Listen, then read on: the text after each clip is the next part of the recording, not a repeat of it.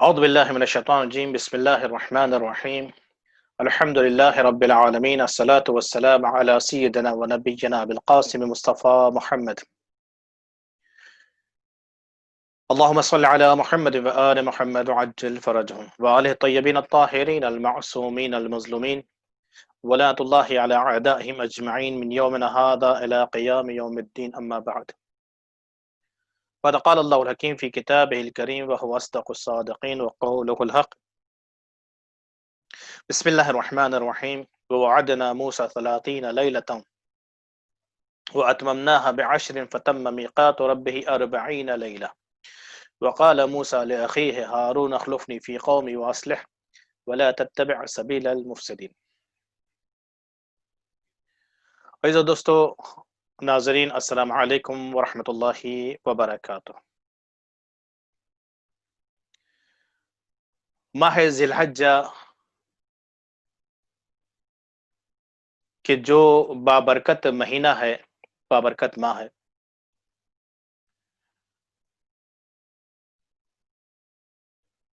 یہ بابرکت مہینہ کہ جس میں لڑائی شروع کرنی، جنگ کو شروع کرنا حرام قرار دیا گیا ہے. اسلام میں 4 مہینے جس میں لڑائی شروع کرنی حرام قرار دی گئی ہے، اس میں سے پہلا مہینہ ماہ ذی القعدہ، دوسرا مہینہ ماہ ذی الحجہ، تیسرا مہینہ ماہ محرم الحرام، اور چوتھا اور آخری مہینہ ماہ رجب المرجب. یہ 4 مہینے کہ جن میں لڑائی شروع کرنا ہے، جنگ کو شروع کرنا حرام قرار دیا گیا ہے. ماہ ذی الحجہ جو فضیلت والا مہینہ ہے، اس مہینے میں کئی ساری عید مسلمانوں کے لیے، مومنین کے لیے، اور سب سے بڑی عید عید الاکبر کہ جو عید غدیر ہے وہ اس مہینے میں واقع ہوئی. پہلی عید عید الاضحیٰ جسے عید قربان سے یاد کیا جاتا ہے، دوسری عید عید غدیر جسے عید اکبر کے نام سے یاد کیا جاتا ہے، اور تیسری عید عید مباہلہ.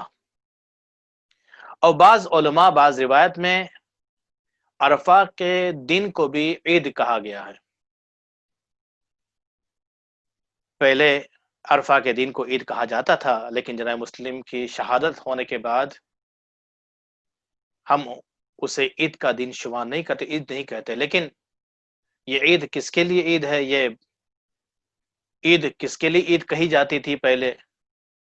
یہ عید ان کے لیے کہی جاتی تھی کہ جو شخص عرفہ کے میدان میں جائے، روز عرفہ 9 ذی الحجہ کو عرفہ کے میدان میں حاضری دے، اور زوال سے لے کر غروب آفتاب تک عرفہ کے میدان میں رہے. اس کے لیے بیان کیا جاتا ہے کہ ایک منادی ندا دیتا ہے کہ اے شخص، خداوند عالم نے تیرے گناہوں کو معاف کیا.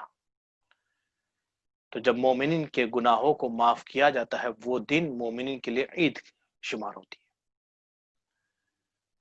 تو دوستو، ماہ ذی الحجہ میں یہ عید کے علاوہ بھی ایک مناسبت جو ہمارے لیے بہت ہی بابرکت مناسبت ہے، اور وہ ہے پہلی ذی الحجہ، شب پہلی اور روز اول ماہ ذی الحجہ. یہ بابرکت دن اور رات ہے کہ جس میں ہمارے اور آپ کے پہلے امام علی ابن ابی طالب علیہ السلام کا نکاح جناب فاطمہ الزہرا سلام اللہ علیہا کے ساتھ ہوا.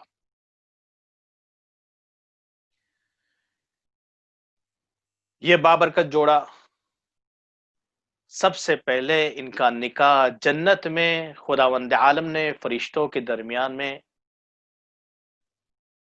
ان کا نکاح ہوا، اور اس کے بعد زمین پر رسول خدا نے لوگوں کے درمیان میں ان کا نکاح پڑا. تو یہ واحد نکاح ہے، یہ واحد شادی ہے کہ جن کا نکاح، یہ واحد جوڑا ہے کہ جن کا نکاح جنت میں پڑھا گیا ہو۔ اس مناسبت سے ہم آپ کی خدمت میں سب سے پہلے امام زمانہ صلی والسلام کی خدمت میں مبارکبادی پیش کرتے ہیں، اور اس کے ساتھ ساتھ آپ تمام محبان امام علی صلاۃ والسلام اور محبان جناب فاطمہ زہرا سلام اللہ علیہا کی خدمت میں مبارکبادی پیش کرتے ہیں، اس دعا کے ساتھ کہ خداوند عالم اس جوڑے کے وسیلے سے خداوند عالم ہم سب کی تمام نیک امیدوں کو پوری فرمائے، ہم سب کی مصیبت و بلا و تکلیف و پریشانی کو خداوند عالم دور فرمائے۔ آؤ عزیزو، ماہ ذی الحجہ کے مختصر فضیلت اور بیان کر کے انشاءاللہ اعمال کی طرف کہ ماہ ذی الحجہ میں جو اعمال ہمیں کرنا ہے اس کے کیا فائدے ہیں، اس کا کیا ثواب ہے، انشاءاللہ اس پر تھوڑی فضائل اس کے تھوڑی انشاءاللہ بیان کیے جائیں گے۔ عزیزو دوستو، ماہ ذی الحجہ کے لیے ہمارے آپ کے رسول حضرت محمد مصطفیٰ صلی اللہ علیہ وآلہ وسلم، اللہم صلی علی محمد وآل محمد وعجل فرجہم، ایک حدیث بیان فرماتے ہیں، رسول خدا بیان فرماتے ہیں کہ خداوند عالم کے نزدیک اس ماہ ذی الحجہ کے پہلے 10 دن میں جو خیر کیا جائے یا عبادت کی جائے وہ دوسرے دنوں سے زیادہ محبوب اور عزیز ہے، یعنی اس سے زیادہ محبوب تر کوئی چیز نہیں ہے خداوند عالم کے نزدیک میں، جو اس 10 دنوں میں اعمال خیر یا عبادت کی جائے وہ اس کے علاوہ، یعنی اس کے اس دنوں کے علاوہ، یعنی خداوند عالم اس 10 دنوں میں زیادہ اعمال کو زیادہ پسند کرتا ہے، عبادت کو زیادہ پسند کرتا ہے۔ اور فضیلت میں ماہ ذی الحجہ کی اور فضیلت میں ہم دیکھیں تو تفسیر قمی جلد نمبر 2 صفحہ نمبر 419 میں بیان کیا جاتا ہے کہ سورہ والفجر، جس سورہ کو سورہ امام حسین بھی کہا جاتا ہے، سورہ امام حسین، اگر کوئی سوال کرے کہ سورہ امام حسین کون سا سورہ ہے تو ہم کہہ سکتے ہیں کہ سورہ والفجر۔ کیوں والفجر سورہ امام حسین ہے؟ کیونکہ اس میں جو راتوں کا ذکر کیا گیا ہے، لیکن تفسیر قمی میں بیان کیا گیا ہے کہ والفجر، بسم اللہ الرحمن الرحیم، والفجر ولیال عشر، کہ صبح کی قسم، ولیال عشر، اور 10 راتوں کی قسم۔ 10 رات سے مراد تفسیر قمی میں بیان کیا گیا ہے کہ 10 رات سے مراد یہ ماہ ذی الحجہ کی پہلی 10 راتیں ہیں، لیکن دوسرے علماء بیان کرتے ہیں کہ 10 رات سے مراد ماہ ذی الحجہ کی پہلی 10 راتیں نہیں بلکہ ماہ محرم کی پہلی 10 راتیں ہیں، والفجر ولیال عشر۔ اور اس کے آخر میں، سورہ کے آخر میں وہ آیت کا بھی ذکر ہے کہ جو آیت کو پہلے تو رسول خدا پر نازل کی گئی رسول خدا کے زمانے میں، لیکن اس آیت کو کربلا میں بھی جناب جبرائیل نے آ کر آواز بلند کی تھی اس آیت کی، یعنی جناب جبرائیل نے اس آیت کی دوبارہ تلاوت کی تھی۔ کب؟ جب امام حسین صلی اللہ علیہ وسلم تنہا تنہا تھے، لڑائی لڑ رہے تھے، یعنی جنگ لڑ رہے تھے، دشمنوں کو واصل جہنم کر رہے تھے، جناب علی اصغر کو دفن کرنے کے بعد،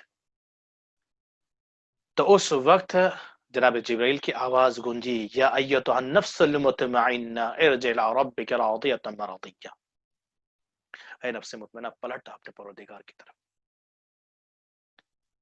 ہم یہ آیت کو ہمیشہ عاشورہ کے دن ہم ذاکرین سے، علماء سے، اہل منبر سے ہم سنتے ہیں مصائب کے درمیان میں۔ تو اسی لیے اس سورہ کو سورہ امام حسین صلی اللہ علیہ وسلم بھی کہا جاتا ہے، سورہ الفجر اور سورہ امام حسین صلی اللہ علیہ وسلم۔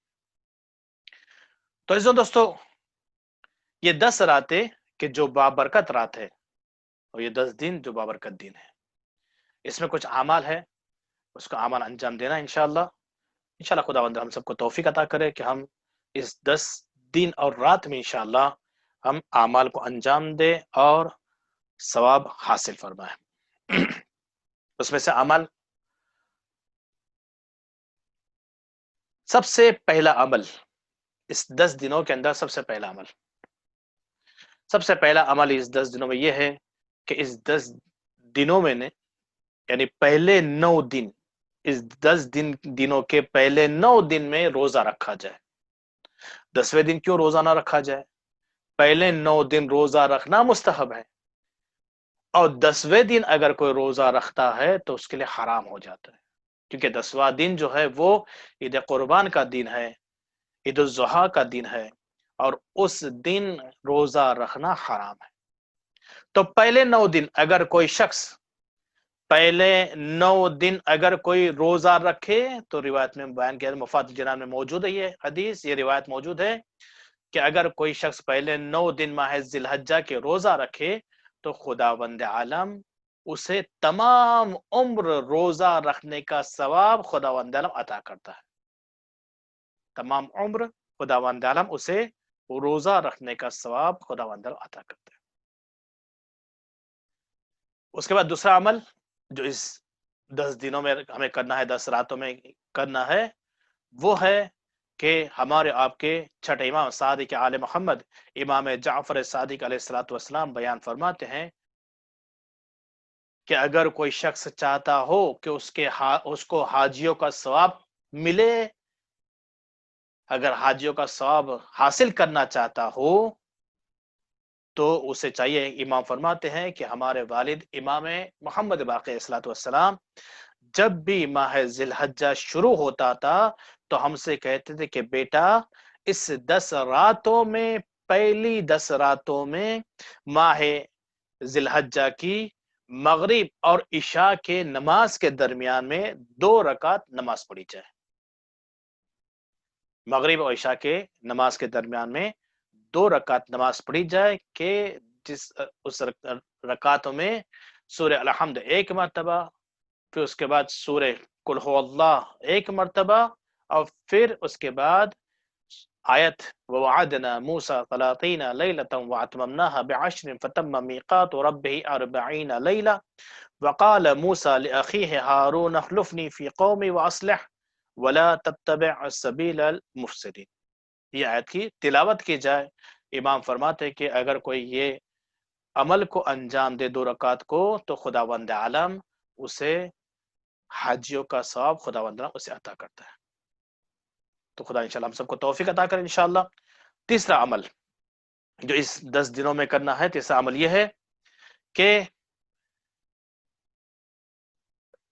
تیسرا عمل ماہ ذی الحجہ میں پہلے 10 دنوں میں ابو حمزہ سمالی بیان فرماتے ہیں کہ ماہ ذی الحجہ کے پہلے 10 دنوں میں ہمارے آپ کے چھٹا امام امام جعفر صادق علیہ الصلوۃ والسلام اس دعا کو ہمیشہ تلاوت کرتے تھے، اس دعا کو پڑھتے تھے۔ وہ دعا جب انشاءاللہ بیان کی جائے گی ابھی، وہ دعا کیا ہے، کب پڑھتے تھے؟ ماہ ذی الحجہ کے پہلے 10 دنوں میں صبح کی نماز کے بعد اور مغرب کی نماز سے پہلے، صبح کی نماز کے بعد اور مغرب کی نماز سے پہلے امام اس دعا کو پڑھتے تھے۔ دعا شروع ہوتی ہے، مفاتیح الجنان میں دعا موجود ہے، بسم اللہ الرحمن الرحیم اللہم هذه الايام التي فضلتها۔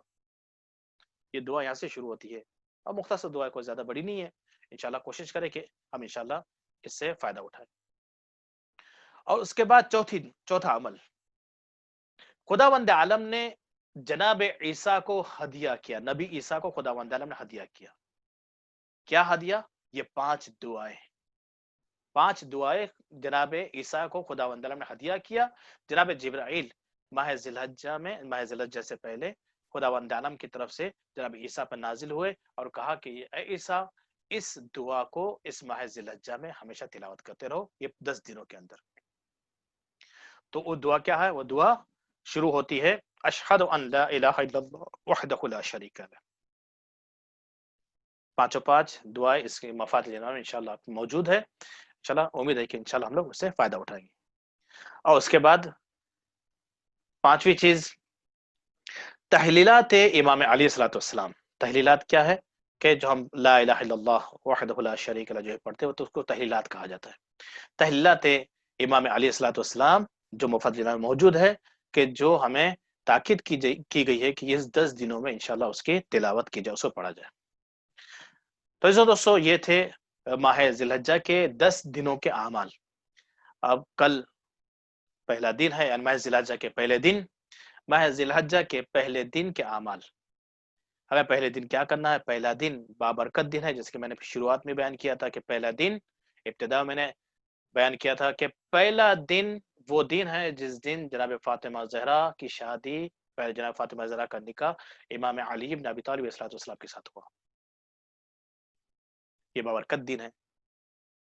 اور یہ کس طرح ہوا؟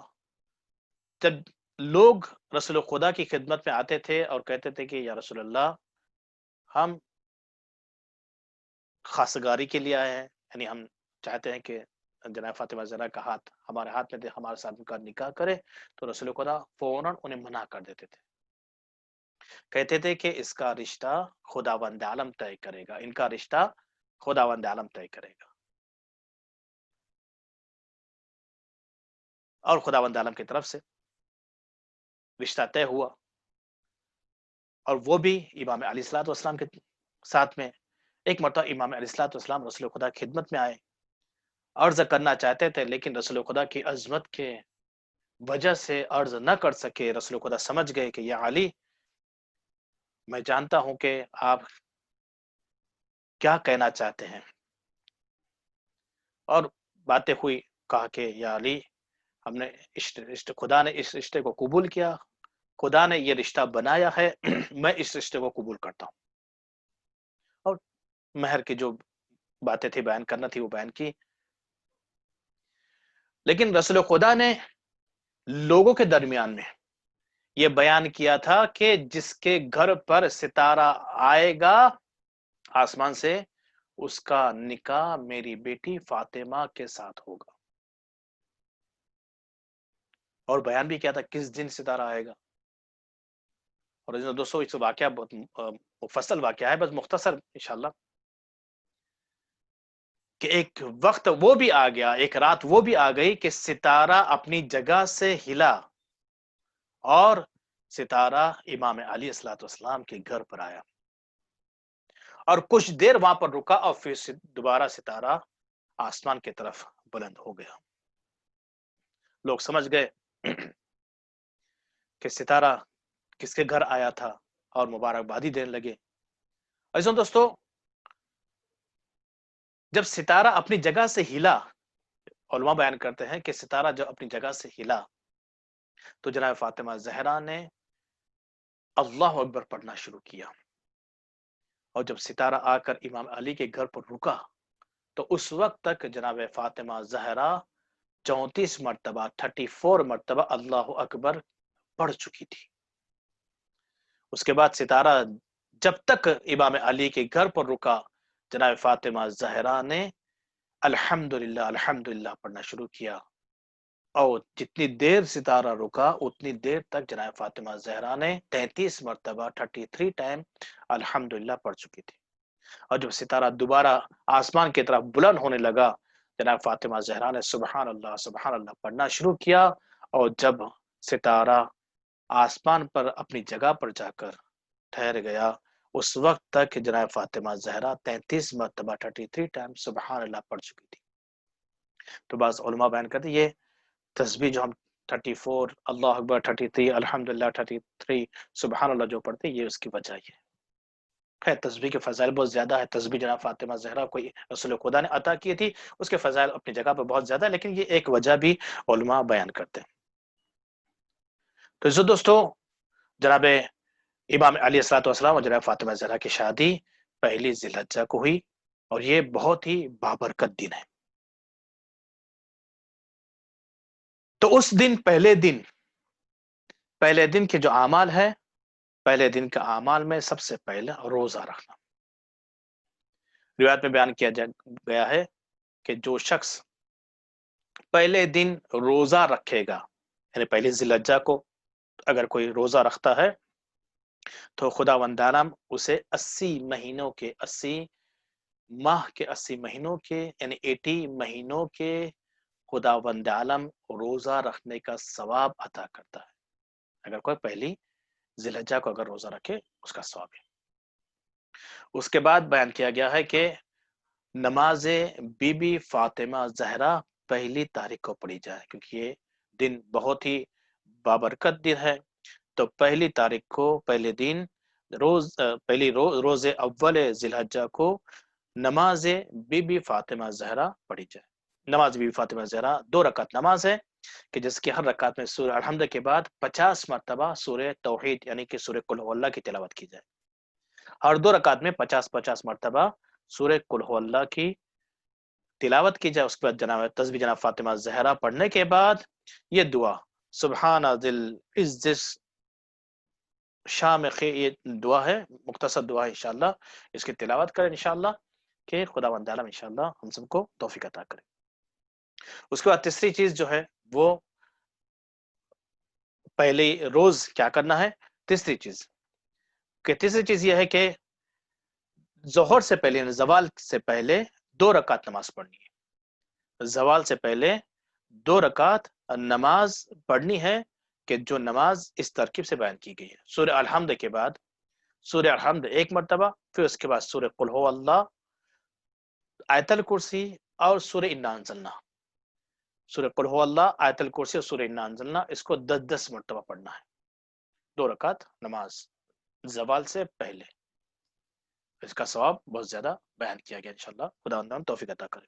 اور اس کے بعد چوتھی چیز بیان کی گئی ہے کہ چوتھی چیز جو پہلی ذی الحجہ کو کرنا ہے وہ یہ کہ اگر کوئی شخص کسی ظالم کے خوف سے ڈرتا ہو، وہ ظالم اس پہ ظلم کرتا ہو، اس کے خوف سے اگر وہ ڈرتا ہو تو پہلی ذی الحجہ کو یہ چھوٹی سی دعا ہے، انشاءاللہ یاد کر لیجئے، چھوٹی دعا انشاءاللہ پڑھیں، انشاءاللہ خداوند عالم اس سے نجات عطا کرے گا انشاءاللہ۔ دعا کیا ہے؟ حسبی حسبی حسبی من سؤالی علمک بحالی، حسبی حسبی حسبی من سؤالی علمک بحالی۔ یہ دعا کو چھوٹی سی دعا ہے، انشاءاللہ اس کو پڑھنا ہے، انشاءاللہ اس ظالم کے خوف سے اور اس ظالم کے ظلم سے انشاءاللہ خداوند نجات عطا کرے گا۔ اور پہلی ذی الحجہ کے یہ اعمال تو بیان کیے گئے، لیکن ہر مہینے کے پہلی تاریخ کو دعا اور صدقہ نکالنا ہے۔ پورے مہینے کا انشورنس اگر کوئی چاہتا ہو کہ پورے مہینے کا بیمہ ہو جائے، اس کا پورے مہینے کا انشورنس چاہتا ہو تو ہر مہینے کی پہلی تاریخ کو نماز پڑھی جائے، 2 رکعت نماز، جس کے ہر رکعت میں یعنی پہلی رکعت میں سورہ الحمد کے بعد 30 مرتبہ سورہ قل هو اللہ، اور دوسری رکعت میں سورہ الحمد کے بعد 30 مرتبہ سورہ انا انزلنا۔ پہلی رکعت میں سورہ الحمد کے بعد 30 مرتبہ قل هو اللہ، اور دوسری رکعت میں سورہ الحمد کے بعد 30 مرتبہ انا انزلنا، اور اس کے بعد صدقہ دیا جائے۔ ایک چھوٹی سی دعا ہے انشاءاللہ، وہ بھی اگر تلاوت کی جائے تو بہتر رہے گا، وہ مفاد لینا میں انشاءاللہ آپ کو مل جائے گی۔ یہ نماز پڑھنے سے پورے مہینے کا انشورنس اس کو ملتا ہے، یعنی پورے مہینے کا بیمہ اس کو مل جائے گا، یعنی انشاءاللہ اس پر پورے مہینے میں کوئی مصیبت اور تکلیف نہیں آئے گی۔ بس صدقہ دینا ہے، یہ نماز پڑھنے کے بعد صدقہ دینا ہے تاکہ پورا مہینہ جو اس کا صحیح سلامتی کے ساتھ انشاءاللہ گزر جائے گا۔ خداوند تعالیٰ کے پاس دعا کرتے ہیں کہ پروردگارہ تجھے چہار دماس الصلوۃ والسلام کا واسطہ، خصوصاً یہ جوڑا جو امام علی الصلوۃ والسلام جناب فاطمہ زہرا سلام اللہ علیہا کا ہے، پروردگار جن کا نکاح پہلے جنت میں ہوا، اس کے بعد زمین پر، پروردگارہ ان ہستیوں کے واسطے سے اہل بیت الصلوۃ والسلام کے واسطے پروردگار ہم سب کی تمام مشکلات کو حل فرما، ہم سب کی تمام پریشانی کو دور فرما، ہم سب کو بیماری سے، خاص کر کے یہ وبا کی بیماری جو کورونا کی بیماری پروردگار، اس سے ہم کو سب کو نجات عطا کر، پروردگار ہم سب کو یہ بیماری سے بچا لے۔ پروردگار تو چار دماس الصلوۃ والسلام کا واسطہ پروردگار ہمارے وقت کے امام زمان صلی اللہ علیہ وسلم کے ظہور میں تعجیل فرما، ہم سب کو ان کے اعوان و انصار میں شمار فرما۔ ربنا تقبل منا انك انت السميع العليم، والسلام علیکم ورحمۃ اللہ وبرکاتہ۔